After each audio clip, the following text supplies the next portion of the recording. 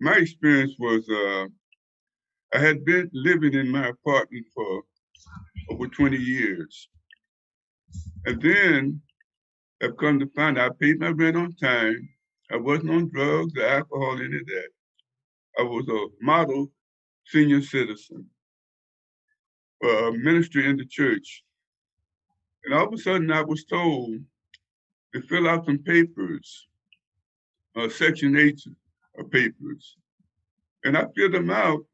Then later on, I found out you don't qualify. So they gave me November the 12th to move out. I was hurt. I applied. I moved out. And then I found a room. I moved in there. I was mistreated. This lady, she had cameras all over the place, little burglar alarms and all of that. So I finally moved out. I said, it's better for me to stay in my car. So I moved in my car and I stayed in my car for about 10 months. It was a nightmare. Every time I tried to sleep at night, police or security guards would come by and say, you got to move, you can't sleep here. And I would move.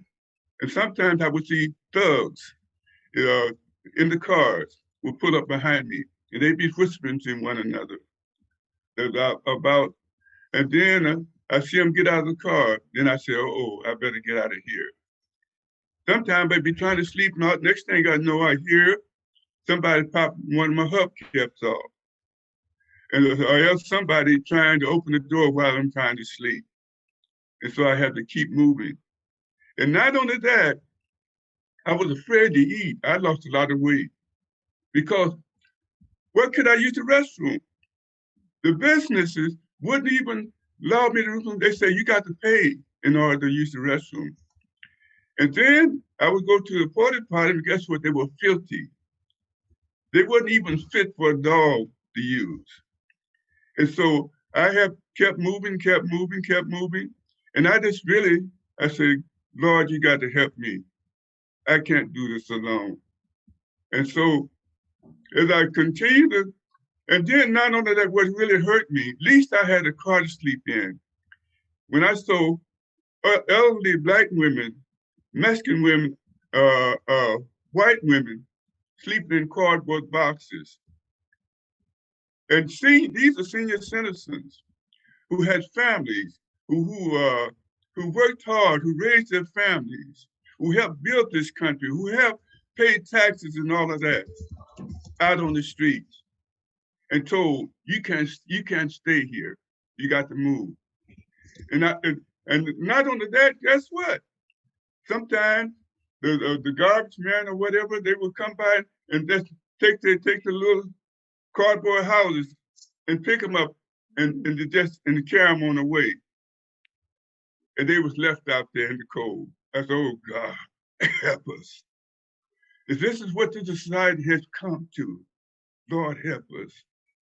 And so I continue to move. But I said, one thing, I'm not going to lose my self-esteem. I'm somebody.